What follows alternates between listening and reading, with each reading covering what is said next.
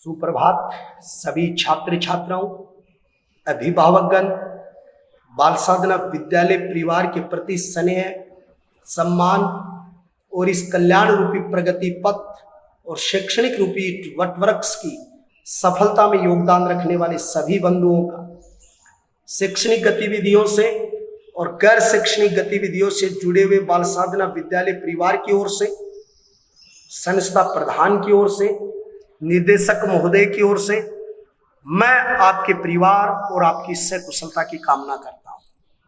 सभी मेरे अजीज बच्चों जो इस संस्थान के आप धरोहर हैं, मैं आप सबके आगामी आने वाले शैक्षणिक गतिविधियों के लिए भगवान से प्रार्थना करता हूं कि जल्दी कोरोना जैसी वैश्विक महामारी की वैक्सीन निकले और आप लोग पढ़ाई से जुड़े, हम लोग अपने लक्ष्य को आगे बढ़ाने में एक साध्य के रूप से आपके साथ जुड़े, ऐसी उस परमपिता परमेश्वर भगवान से प्रार्थना करता हूं। और आज का अध्याय नंबर 5 टॉपिक नंबर 2 और आज 15 जून 2020 को मैं आपके सामने पॉलिटिकल साइंस का दूसरा टॉपिक लेके आया हूं, जिसमें लोकतंत्र के 4 प्रकार मैं आपको पढ़ाने जा रहा हूं। और कल हमने पढ़ा था वो राजनीतिक लोकतंत्र पढ़ा था, और आज हम एक लोकतंत्र की अलग मिसाल पढ़ रहे हैं, और उस लोकतंत्र का अर्थ होता है सामाजिक लोकतंत्र। यानी लोकतंत्र अर्थ तो हमने कल बता दिया, और आज आपके सामने एक नया शब्द उभर के आया, सामाजिक लोकतंत्र। सामाजिक लोकतंत्र क्या होता है?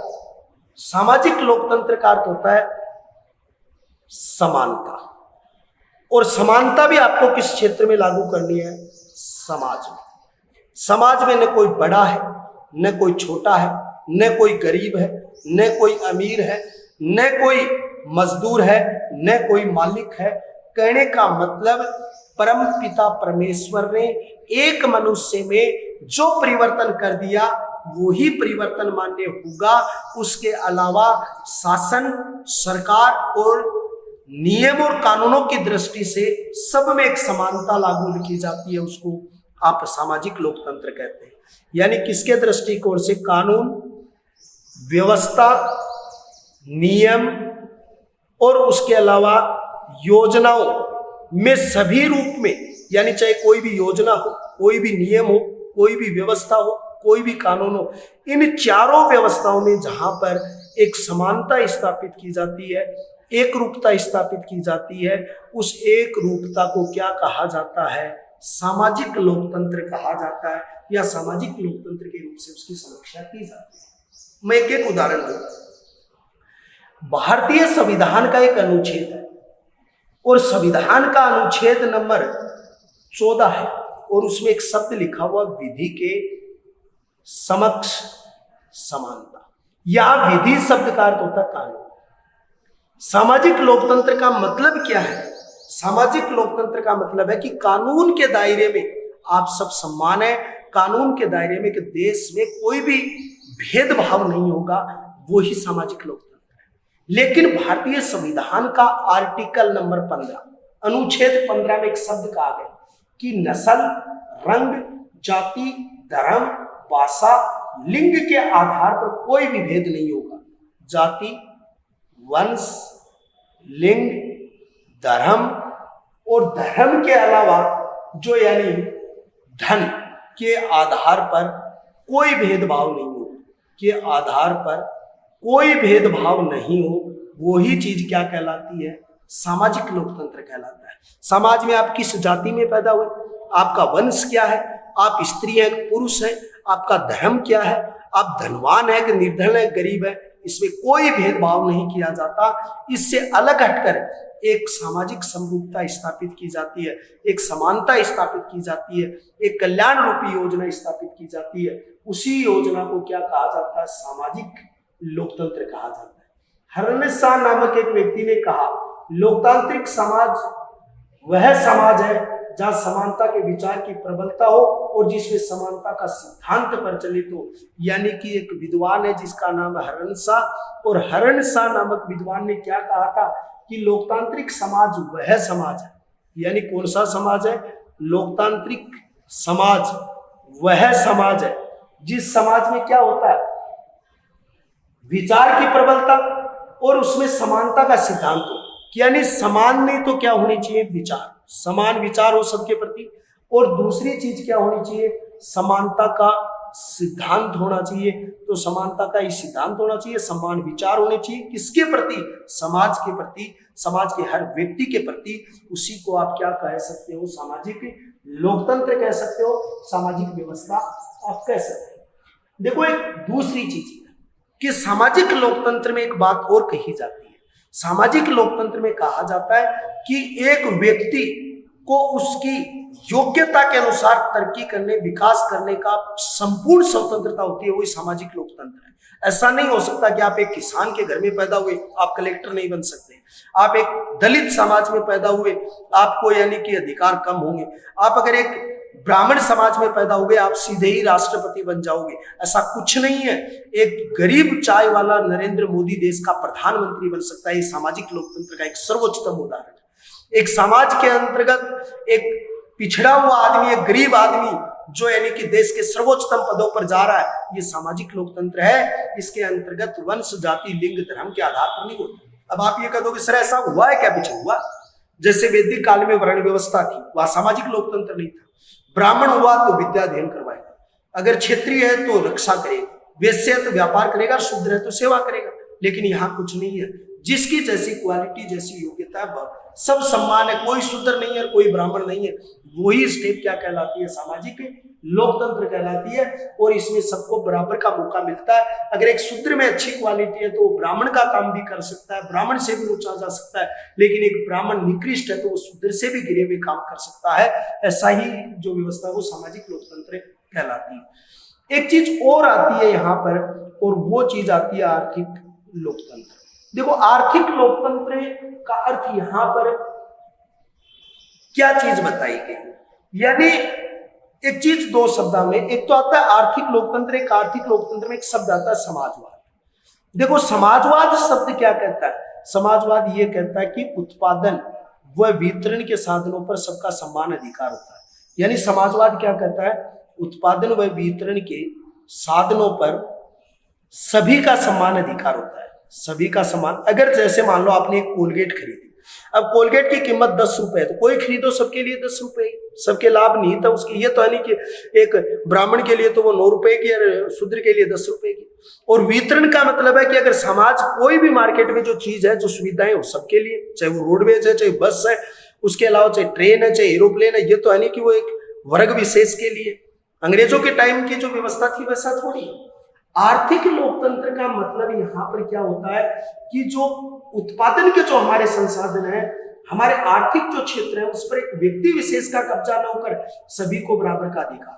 जैसे मान लो आपकी क्वालिटी 1 लाख रुपए कमाने की है तो आप 1 लाख रुपए कमाओ, मेरी क्वालिटी अगर 4000 कमाने की तो मैं 4000 कमाऊं, किसी की 2000 कमाने की तो 2000 कमाओ। यानी को आर्थिक क्षेत्र में स्वतंत्रता दी गई है कि आप अपनी बुद्धि के अनुसार, अपने विचारों के अनुसार कितनी भी आर्थिक तरक्की आप कर सकते हो। लेकिन जैसे देखो आर्थिक लोकतंत्र में मार्क्सवादी और समाजवादी लोकतंत्र में सर्वथा भिन्न, इनका मतलब यह उत्पादन वितरण के साधनों पर वो तो है समाजवादी या मार्क्सवादी ये बात करता है। लेकिन आर्थिक लोकतंत्र का अर्थ एक ही बात में आप तय कर सकते हो कि हर व्यक्ति को उसकी योग्यता के अनुसार तरक्की करने का अधिकार है, उसको यानी कि ज्यादा से ज्यादा कमाने का अधिकार है। क्योंकि हमारे भारतीय संविधान में हमें मूल अधिकार दिए गए थे, तो छठा मूल अधिकार था अनुच्छेद 31 में। किसके अंतर्गत? अनुच्छेद 31 में संपत्ति का अधिकार। ये आर्थिक लोकतंत्र, आप चाहो जितना कमाओ, जितना धन एकत्रित करो। लेकिन फिर देश ने महसूस किया कि इसमें सबसे बड़ी कमजोरी आएगी कि पूंजीपति है, उसके पास अगर उस पर कोई बाध्यता नहीं होगी तो वो तो आगे बहुत तरक्की कर जाएगा, गरीब है वो और गरीब रह जाएगा। इसलिए उसने 44वां संवैधानिक संशोधन बनाया 1978 ईस्वी के अंतर्गत, जिस समय यानी भारत के प्रधानमंत्री जो मोरारजी देसाई हुआ करते थे, उन्होंने ये संपत्ति का कानून हटाया और इसे कानूनी अधिकार किया। इस पर कुछ बाधाएं लागू की गई थी। ये यहाँ पर आपकी क्या आती है? लोकतंत्र में आती है। फिर एक लोकतंत्र का और प्रकार होता है जिसको आप कहते हैं नैतिक लोकतंत्र। यानी कोई भी प्रशासन हो उसका एक नैतिक पक्ष होता है, एक आध्यात्मिक पक्ष होता है, एक जीवन दर्शन को स्वीकार करना एक मुख्य आधार होता है। नैतिक लोकतंत्र का मतलब क्या होता है कि आप जहां मानवीय मूल्यों को समाज और शासन की जो यानी कि मूल आधार आप बनाते हैं, मानव मूल्यों को समाज और शासन का आप क्या बनाते हैं, मूल आधार बनाते हो। नैतिकता ये सिखाती है। जैसे आज नरेंद्र मोदी जी है, वो ये कानून करते हैं कि देश में हर व्यक्ति को बराबर का अधिकार होना चाहिए। ठीक है, कानूनी दावपेच जो है वो ये कहते हैं कि भाई आप लोकतंत्र में एक व्यवस्था के अनुसार चलो, एक कानूनी रूप के अनुसार चलो, चल रहे हैं सब, लेकिन एक लोकतंत्र के अंतर्गत बंधुत्व होना चाहिए, एक भाईचारा होना चाहिए, आपके अंतर्गत नैतिक जो समाज के मूल्यों का निर्माण होना चाहिए, समाज के मूल्यों का विकास होना चाहिए। जैसे आप एक बात, आपके पास एक तो है मूल अधिकार और एक है मूल कर्तव्य।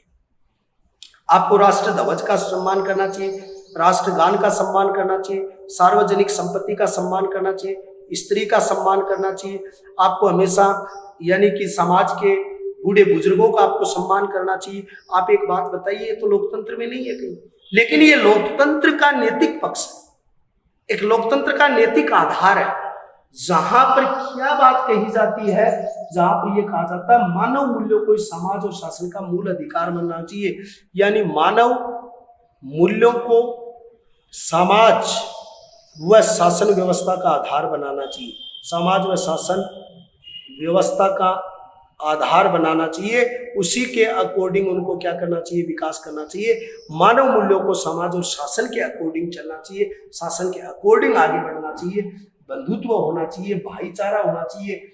जैसा अब फ्रांस की राज्य क्रांति हुई थी 1789 ईस्वी, इन्होंने नारा क्या दिया था, बंधुत्व का दिया, भाईचारे का दिया, एक समानता का नारा दिया, एक साथ संगठन का नारा दिया, एक व्यवस्था का नारा दिया था। तो ये नारा जो दिया था, ये कहां पर दिया गया था, फ्रांस की राज्य क्रांति के अंतर्गत दिया गया था। तो ये दूसरा लोकतंत्र। तीसरा लोकतंत्र का प्रकार है नैतिक लोकतंत्र।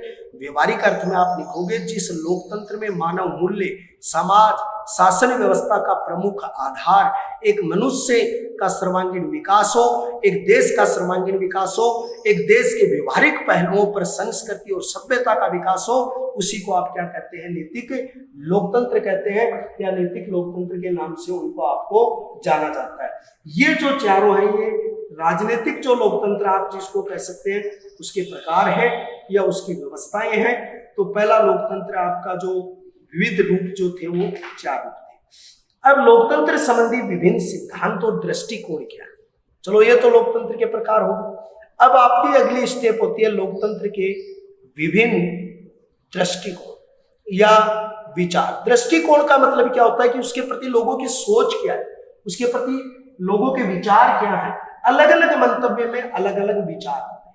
जैसे लोकतंत्र का परंपरागतवादी या उदारवादी दृष्टिकोण अलग है, लोकतंत्र का बहुलवादी दृष्टिकोण अलग है, लोकतंत्र का विशिष्ट वर्गीय सिद्धांत अलग है, लोकतंत्र का मार्क्सवादी विचार अलग है, लोकतंत्र का समाजवादी सिद्धांत अलग है। तो लोकतंत्र के अलग अलग विचार में कौन कौन से विचारक हैं, जिसे लोकतंत्र के कौन से स्वरूप को किस तरीके से स्वीकार किया गया। दृष्टिकोण का अर्थ होता है नजरिया, अपना विचार, अपनी सोच। और इस सोच में मार्क्स क्या कहता है, बहुलवाद क्या कहता है, परंपरागत क्या कहता है, आधुनिक दृष्टिकोण क्या कहता है, ये अलग अलग कालों में अलग अलग विचारक जो हुए हैं, उन विचारकों ने इनके मंतव्य प्रदान किए। पहला परंपरागत दृष्टिकोण। देखो परंपरागत क्या चीज होती है, आप ज्योग्राफी में भी पढ़ते हो कि ऊर्जा के परंपरागत स्रोत और गैर परंपरागत स्रोत। परंपरा एक व्यवस्था है, एक समाज की पहचान है। परंपरा एक समाज का स्वरूप है, जो यानी प्राचीन समय से लेकर आज तक जो आगे की ओर जो तरक्की की है, उसका एक मिला जुला रूप जो है वही परंपरा है। ये कहा जाता है कि जैसे Hobbes, Locke, Rousseau, Bentham, J S. Mill, T H. Green, Montesquieu, Abraham Lincoln, Herbert Spencer, Jefferson नाम के व्यक्ति हैं, आदि लोकतंत्र के परंपरागत सिद्धांत के विचारक माने जाते हैं। कौन कौन से माने जाते हैं? हॉब्स माना जाता है, लॉक माना जाता है, उसके बाद रूसो माना जाता है, उसके बाद में हर्बर्ट स्पेंसर माना जाता है, हर्बर्ट स्पेंसर के अलावा टी.एच. ग्रीन माना जाता है, एच. ग्रीन महोदय माना जाता है, मॉन्टेस्क्यू को माना जाता है। तो Hobbes, Locke, Rousseau, Herbert Spencer, T H. Green, Montesquieu को माना जाता है। ये सारे जो है ये लोकतंत्र के किस सिद्धांत को मानते हैं? उदारवादी सिद्धांत को मानते हैं।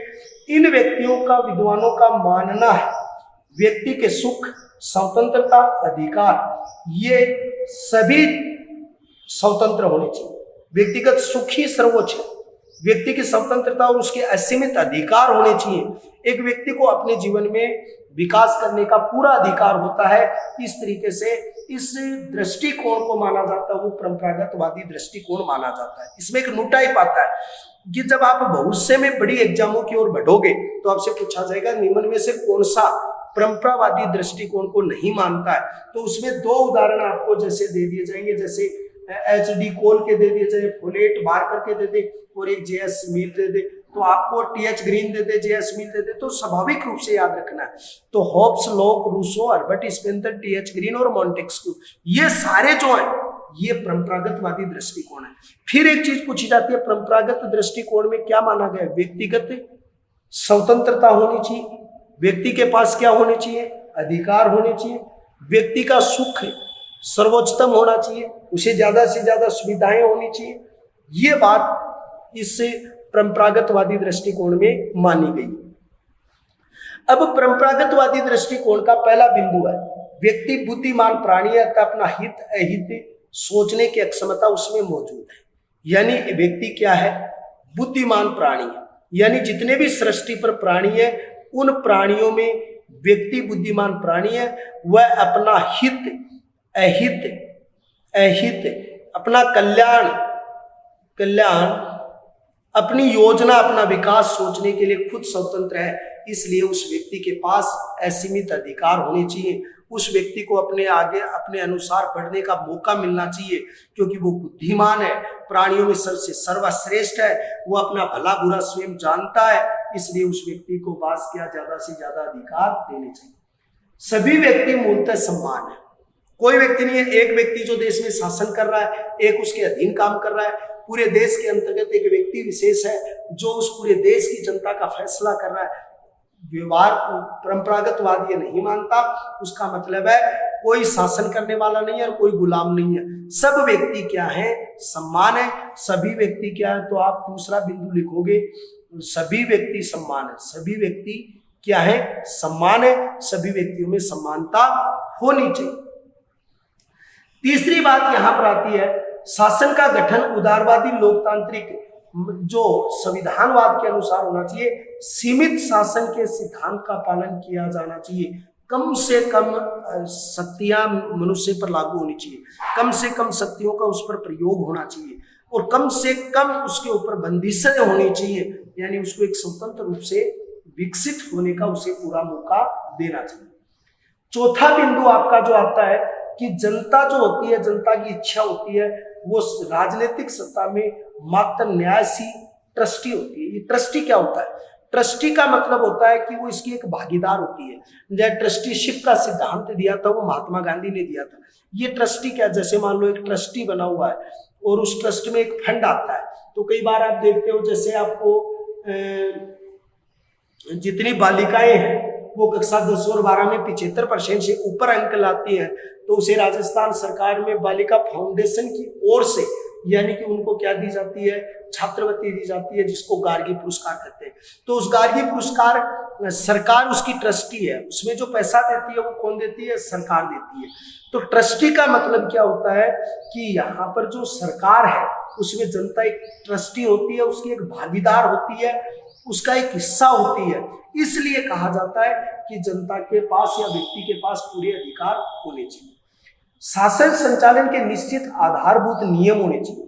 यानी कि शासन चलाने के लिए तीसरा बिंदु जो आपका आएगा, शासन संचालन के लिए निश्चित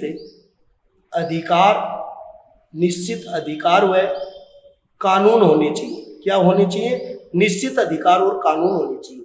अब कौन कौन सी शासन का संचालन जनता द्वारा या उनके प्रतिनिधियों द्वारा होना चाहिए। शासन के गठन संचालन बहुमत के सिद्धांत का पालन किया जाना चाहिए। शासन में जनता के प्रति उत्तरदायी होना चाहिए। शासन का उद्देश्य व्यक्ति का हित होना चाहिए। यानी कहने का मतलब यहाँ पर जो बातें हमें समझाई गई है उन बातों का व्यवहारिक पक्ष क्या है आप उस बातों के व्यवहारिक पक्ष को देखिए। पहला पक्ष क्या कहता है? व्यवहारिक पक्ष है कि शासन में एक तो क्या होना चाहिए, निश्चित नियम होना चाहिए। ऐसा नहीं कि कुछ भी कर दो आप, एक निश्चित नियम, आधारभूत नियम होना चाहिए। शासन का संचालन जनता द्वारा किया जाना चाहिए, यानी शासन का संचालन कौन करेगी? जनता। संचालन जनता करेगी। अब वो हो सकता है चाहे वो प्रत्यक्ष रूप से करे या अप्रत्यक्ष रूप से करे, चाहे उसकी जनता के प्रतिनिधि करे और चाहे जनता सीधे रूप से शासन करे, जैसे स्विट्जरलैंड वाला उदाहरण मैंने आपको बताया था उस तरीके से करे। तो शासन में निश्चित नियम और कानून होने चाहिए और शासन का संचालन जनता स्वयं करे, चाहे वो प्रत्यक्ष रूप से करे, स्विट्जरलैंड प्रत्यक्ष प्रजातंत्र का घर है, और चाहे वो अप्रत्यक्ष रूप से करे, चाहे प्रतिनिधियों के माध्यम से करे, किसी भी रूप से करे, यानी उस शासन को जनता स्वयं ही क्या है वो काम करेगी। दूसरी चीज यहां पर है, जनता के प्रति शासन उत्तरदायी होना चाहिए। जो शासन है, शासन जनता के प्रति उत्तरदायी होना चाहिए, प्रति उत्तरदायी होना चाहिए, यानी उसमें जनता के प्रति वो व्यवस्था उत्तरदायी होनी चाहिए, यानी जनता के शासन के प्रति कल्याणकारी होनी चाहिए। फिर दूसरी चीज है, शासन का उद्देश्य व्यक्ति का हित होना चाहिए, यानी आप यहाँ पर एक शब्द लिखोगे, शासन का उद्देश्य व्यक्ति का हित होना चाहिए, यानी शासन का उद्देश्य क्या होना चाहिए? व्यक्ति का हित होना चाहिए, व्यक्ति हित सर्वोच्च होना चाहिए, व्यक्ति को नागरिक स्वतंत्रता अधिकार प्राप्त होने चाहिए, यानी कि व्यक्ति को क्या होने चाहिए? व्यक्ति को नागरिक स्वतंत्रताएं होनी चाहिए, नागरिक स्वतंत्रताएं होनी चाहिए, उसके पास अधिकार होने चाहिए। शासन का उद्देश्य व्यक्ति का हित होना चाहिए, यानी हमारा जो लोकतंत्र है उसका परंपरागतवादी उद्देश्य ये कहता है, शासन का जो दृष्टिकोण व्यक्ति हित होना चाहिए कि ज्यादा से ज्यादा व्यक्ति का विकास हो, व्यक्ति का हित हो, व्यक्ति का कल्याण हो। व्यक्ति को नागरिक स्वतंत्रता अधिकार प्राप्त करने के लिए एक निष्पक्ष न्यायपालिका भी होनी चाहिए, एक स्वतंत्र और निष्पक्ष न्यायपालिका होनी चाहिए कि वो उनका सही निर्णय दे सके। तो यहाँ पर एक चीज आएगी, निष्पक्ष न्यायपालिका के रूप से होगा, निष्पक्ष न्यायपालिका होनी चाहिए और न्यायपालिका निष्पक्षता के साथ स्वतंत्र होनी चाहिए। निश्चित अवधि के बाद स्वतंत्र निष्पक्ष चुनाव होने चाहिए और एक से अधिक राजनीतिक दल होने चाहिए।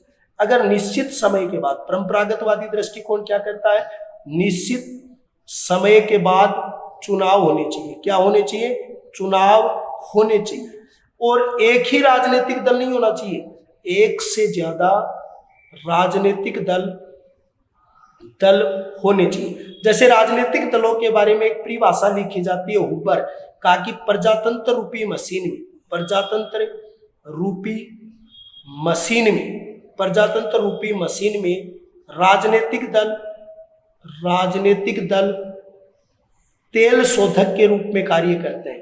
तेल शोधक के रूप में, यहाँ शोधक भी आ सकता है, या तेल ऊर्जा के रूप में कार्य करते हैं। तो यानी कहा एक निश्चित समय के बाद चुनाव होने चाहिए, एक से ज्यादा राजनीतिक दल होने चाहिए और हुबर ने कहा कि अगर प्रजातंत्र रूप को अगर आपको सफल बनाना है तो उसमें एक प्रजातंत्र रूपी जो मशीन है उसका एक शोधक है, एक हिस्सा जो है वो क्या होता है?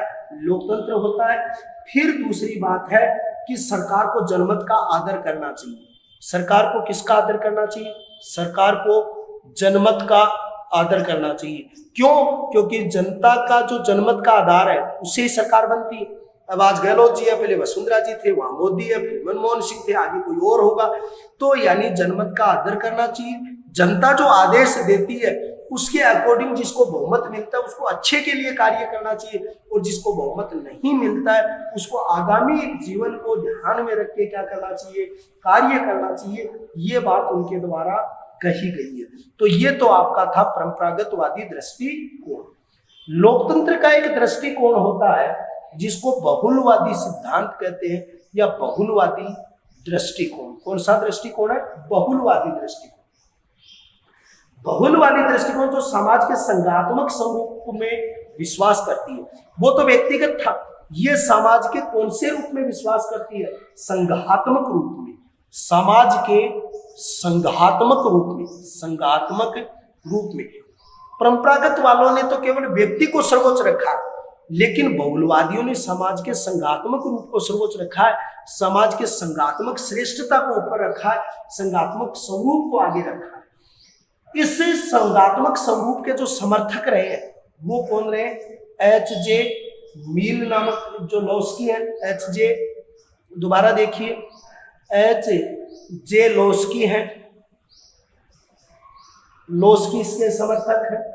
अर्नेस्ट बार्कर है, अर्नेस्ट बार्कर, मिस फोलेट है, मिस फोलेट है, तो मिस फोलेट है, अर्नेस्ट बार्कर है, एच जी लास्की है, उसके बाद डी जी एच कोल है, जी डी एच कोल है, डी जी एच कोल है, एच जी लास्की है, अर्नेस्ट बार्कर है, ये इसके समर्थक। रॉबर्ट प्रिस्थमस के अनुसार लोकतंत्र का बहुलवादी सिद्धांत समाज की राजनीतिक प्रणाली है जिसमें राज्य की शक्ति अनेक निजी तथा हित समूह की भागीदारी निभाते हैं।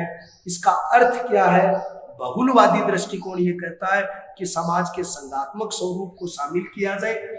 इसके अंतर्गत कहा जाता है कि लोकतंत्र के बहुलवादी स्वरूप में ये कहा जाता है समाज की राजनीतिक प्रणाली जिसमें राज्य की शक्ति अनेक निजी समूह और हित समूह में अपनी भागीदारी निभाते हैं। ये किस विद्वान ने लिखा? रॉबर्ट स्मिथ ने कहा कि एक देश का कल्याण होता है, उसमें कुछ निजी संगठन होते हैं, कुछ निजी समूह होते हैं, कुछ राजनीतिक समूह होते हैं, वो सामूहिक लेके काम करते हैं, तभी एक लोकतंत्र क्या हो पाता है? सफल हो पाता है, अन्यथा एक सफल लोकतंत्र की कामना नहीं की जा सकती। तो इसके 4 तथ्य देखिए। बहुलवादी दृष्टिकोण को आप क्या कहते हैं? जो एक व्यक्तिगत हित को छोड़कर निजी सामूहिक हित, उसके अलावा यानी एक समूह हित के रूप में कार्य करना चाहिए। इसके मुख्य समर्थक एच जी लोस्की हैं, अर्नेस्ट बार्कर हैं, मिस फोलेट हैं, जी डी एच कोल हैं। और इसका मुख्य उद्देश्य यह था कि एक देश का जो लोकतंत्र है उसको सामूहिक रूप से सभी वर्गों के कल्याण को साथ लेकर चलना चाहिए, एक व्यक्ति के कल्याण को लेकर साथ नहीं चलना चाहिए। यह आपका तीसरा दृष्टिकोण था बहुलवादी। चौथा दृष्टिकोण था जिसका नाम था विशिष्ट वर्गीय। कौन सा? विशिष्ट वर्गीय, जिसको आप कह सकते हैं अभिजन वर्गीय। क्या कह सकते हैं? अभिजन वर्गीय।